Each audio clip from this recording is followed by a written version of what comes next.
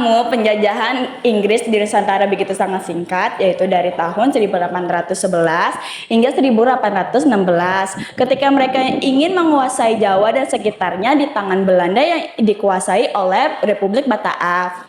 Pemerintahan Inggris di bawah komandan Thomas Stamford Raffles menerapkan kebijakan yang sangat signifikan, termasuk penghapusan sistem tanam paksa dan monopoli perdagangan, serta memperkenalkan sistem sewa tanah atau land rent. Meskipun hanya 5 tahun, masa ini meninggalkan jejak penting dalam sejarah, budaya, dan perkembangan ilmiah Indonesia. Latar belakang kedatangan konteks Perang Napoleon. Kedatangan Inggris di Indonesia terjadi karena situasi Perang Napoleon di Eropa. Belanda yang dulunya dikuasai oleh Prancis melalui Republik Bataaf diserang oleh Inggris, sehingga kekuasaan yang ada di Belanda pindah ke tangan Inggris. Kapitalisasi Tuntang pada tanggal 26 Agustus 1811.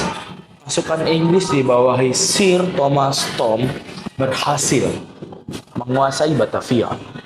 Kekalahan Belanda akhirnya ditandatangani dengan pendatanganan kapitalisasi Tuntang yang menyerahkan Jawa dan sekitarnya kepada Inggris.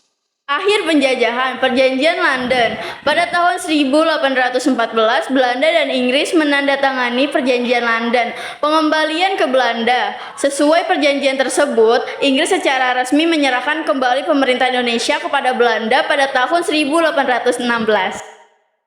Selanjutnya, dalam penjajahan Inggris ini terdapat juga dampak penjajahan bangsa Inggris ini dalam bentuk positif maupun negatif. Nah, dalam bentuk positif ini dikenalnya sistem hukum dan administrasi modern.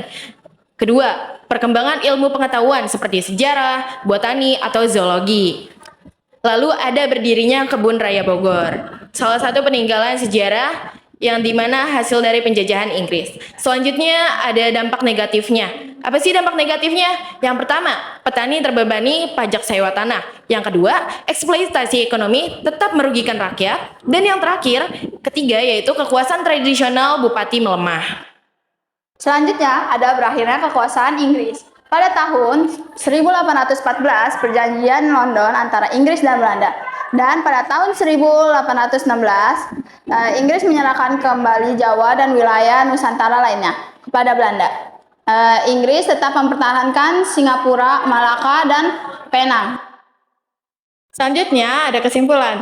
Penjajahan Inggris di Nusantara berlangsung singkat dari tahun 1811 hingga 1816, namun membawa peran penting. Nah, pada masa pemerintahan Raffles, Inggris membawakan sistem administrasi baru, menghapus monopoli VOC, serta pencatatan kebudayaan yang ada di Nusantara, misalnya Candi Borobudur.